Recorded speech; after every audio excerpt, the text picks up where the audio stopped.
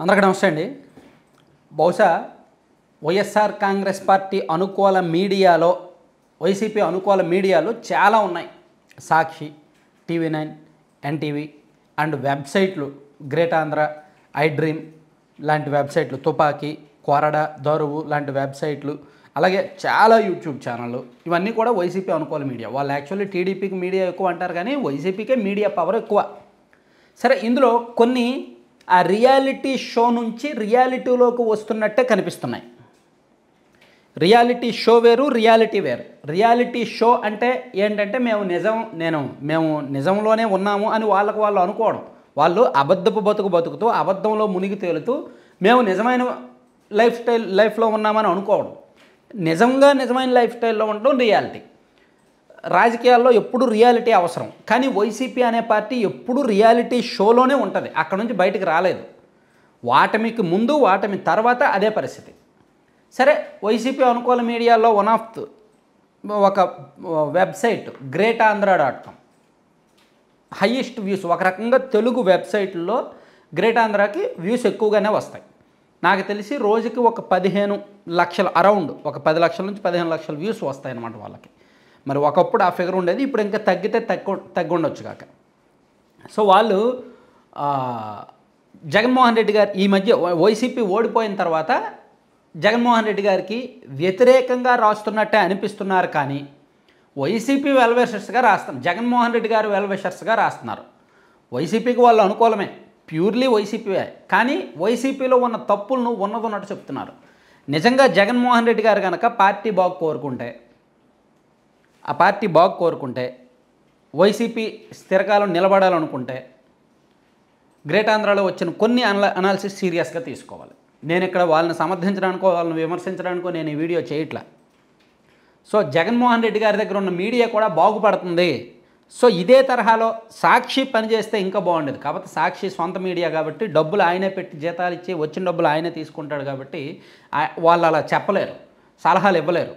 భజన చేయడమే, ఎంతసేపు చెక్క భజన చేయడమే వాళ్ళకి తెలుసు. పోనీ ఎన్టీవీ, టీవీ9 లాంటి వాళ్ళు వాళ్ళకు అనుకూలంగా ఉండి వాళ్ళు ఇటువంటి సలహాపూర్వకమైన ఏమైనా ఇస్తారా అంటే అలా కూడా ఇవ్వరు. సో గ్రేట్ ఆంధ్ర ఒక రకంగా మంచి పనే చేస్తుంది. వాళ్ళు ఏంటంటే ఈరోజు నిన్న ఒకటి పెట్టారండి.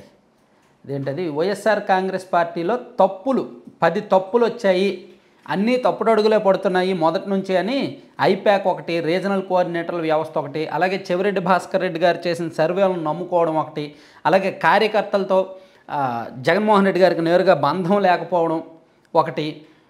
సో ఇవన్నీ కూడా వాళ్ళు వరుసగా తప్పులుగా చెప్పుకుంటూ వస్తున్నారన్నమాట. సో ఈ 4 చాలా ఇంపార్టెంట్. వాళ్ళు అనలైజ్ చేసుకున్నారు, వాళ్ళ ఛానల్లో, వాళ్ళ మీడియాలో వాళ్ళు అనలైజ్ చేసుకున్నారు. మనది ఇక్కడ సబ్జెక్ట్ కాదు, అది పక్కన పెట్టేద్దాం.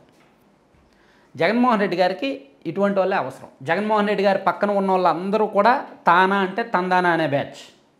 జగన్మోహన్ రెడ్డి గారు ఏం చెప్తే అది బ్యాచ్, అది అమలు చేసే బ్యాచ్. అన్నా అది కరెక్ట్ కాదు, ఇలా చేద్దాం అని ఎవరు చెప్పరు.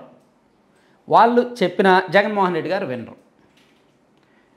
అందుకే వైసీపీ, మీరు అబ్జర్వ్ చేయండి, వైసీపీ ఆవిర్భావం నుంచి ఆ పార్టీలో కీలకంగా వ్యవహరించిన కొంతమంది పెద్దలు ఇప్పుడు సైలెంట్ అయ్యారా లేదా? మోపిదేవి వెంకటరమణ గారు పార్టీలోనే లేరు, బాలినేని గారు పార్టీలోనే లేరు.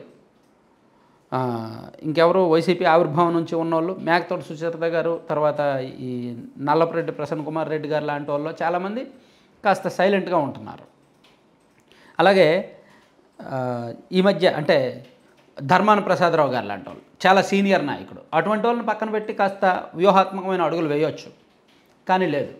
ఉమ్మారెడ్డి వెంకటేశ్వర్లు సీనియర్, అలాగే మేకపాటి రాజమోహన్ రెడ్డి గారు. సో ఇటువంటి వాళ్ళని వాళ్ళ సలహాలు తీసుకోవడమో లేదంటే ఒక రాజకీయ పరంగా స్పష్టమైన విధానాలు, సిద్ధాంతాలతో వెళ్ళడమో ఉండాలి. వైసీపీకి ఒక స్పష్టమైన విధానాలు లేవు, స్పష్టమైన సిద్ధాంతాలు లేవు. ఏదో 2014లో బలమైన ప్రతిపక్షంగా నిలబడ్డారు, 2019లో భారీగా గెలిచారే తప్ప బలమైన సిద్ధాంతాలు ఏమున్నాయి ఆ పార్టీకి? వైసీపీ సిద్ధాంతాలు ఏంటి అంటే ఎవరైనా చెప్పగలరా? మళ్ళీ పొరపాటున నవరత్నాలు చెప్తారేమో. నవరత్నాలు అనేవి సిద్ధాంతాలు కాదు, ఆ పార్టీ మేనిఫెస్టో అంశాలు అవి పథకాలు, అవి సిద్ధాంతాలు కాదు. వైసీపీకి ఉన్న సిద్ధాంతాలు ఏమిటి అనేది ఎవరైనా చెప్పగలరా? జనసేన పార్టీకి ఒక సిద్ధాంతాలు ఉన్నాయి కొన్ని, తెలుగుదేశం పార్టీకి కొన్ని సిద్ధాంతాలు ఉన్నాయి. జనసేన పార్టీ సిద్ధాంతాలు కావాలన్నా గూగుల్లో సెర్చ్ చేయండి, లేదా ఆ వెబ్సైట్లో చూడొచ్చు. పాతిక కేజీల బియ్యం కోసం కాదు, 25 లక్ష్యంతో మేము వచ్చామని చెప్పి ఒక స్లోగన్తో వచ్చారు. అలాగే యువతకు ఉద్యోగ అవకాశాలు, కులాలకు మతాలకు అతీతమైన రాజకీయము, ఇలా పారదర్శకత, జవాబుదారీతనం అనే విధానాలతో వచ్చారు. కానీ వైసీపీకి అట్లీస్ట్ ఇవన్నీ ఎందుకు, సిద్ధాంతాలు విధానాలు అంటే మళ్ళీ పెద్ద పెద్ద పదాలు, బ్రహ్మ పదార్థాలు మాకు అర్థం కావు అంటారేమో. అట్లీస్ట్ కార్యవర్గం ఉందండి వైసీపీకి, ఉన్నమాట ఒక్క మాట చెప్పుకుందాం. బూత్ లెవెల్లో కార్యవర్గం ఉందండి వైసీపీకి, అన్ని నియోజకవర్గాల్లో ఉందని అంటారు. అది ఆ పార్టీ తయారు చేసుకున్నదా? కాదు కదా, కాంగ్రెస్ నుంచి వచ్చిన వాళ్ళే కదా.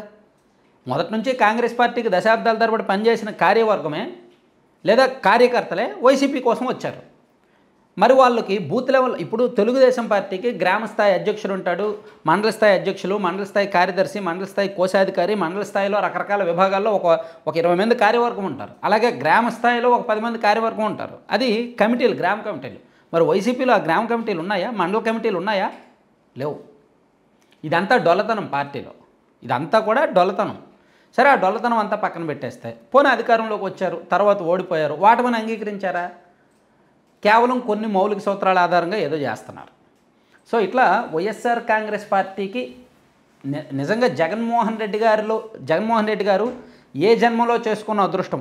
నేను ఇలా చెప్తున్నందుకు టీడీపీ వాళ్ళకి నచ్చకపోవచ్చు, కానీ ఒక మాట మాత్రం నిజంగా చెప్తున్నా, జగన్మోహన్ రెడ్డి గారు ఏ జన్మలో చేసుకున్న అదృష్టం.